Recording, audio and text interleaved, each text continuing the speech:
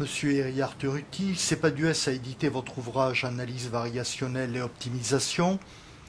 Vous n'avez sans doute pas écrit avec Dominique Azé un simple livre de plus, alors pourquoi ce livre?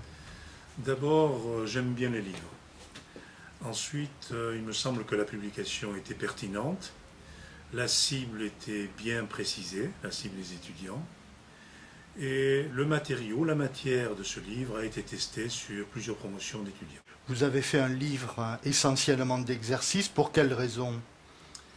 D'abord, il y a une première partie appelée éléments de cours. C'est un socle commun qui sert à poser les connaissances nécessaires pour aborder les exercices, socle qui peut être complété suivant les enseignants et les formations. Ensuite, les exercices corrigés complètement. Cela veut dire que nous faisons une rédaction complète de la correction. C'est une tradition française culturelle bien établie, à la différence d'autres pays qui se contentent de proposer des exercices avec juste quelques indications de solution ou des résultats numériques. Vous-même et Dominique Azé êtes tous deux enseignants d'expérience. Pouvez-vous nous dire comment a évolué la relation des étudiants au livre? Cette relation a évolué et évoluera. C'est une question importante qui préoccupe les étudiants, leurs enseignants et aussi les éditeurs. La raison principale est l'avènement du livre numérique.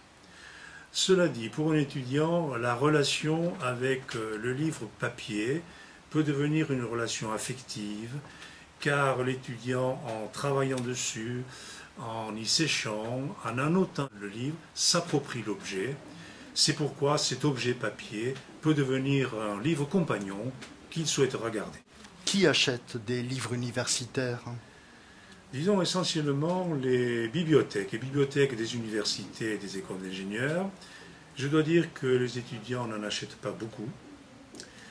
Ce qui est acheté dans les bibliothèques est justement l'occasion pour ces étudiants de voir de quel type de livres ils auraient besoin, qu'ils pourraient éventuellement choisir et s'approprier.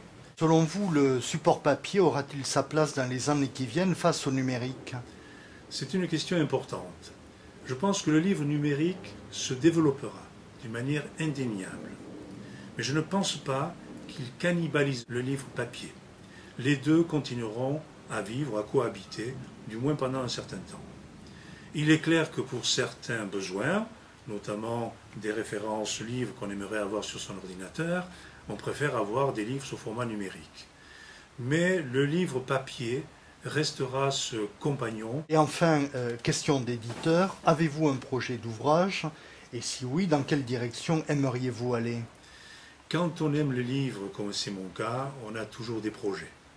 Le premier projet auquel je pense serait un livre de format un peu spécial qui balayerait les mathématiques du cycle licence, des 3 premières années, mais sous un format un peu original, avec des QCM ou bien des réponses sous format vrai ou faux.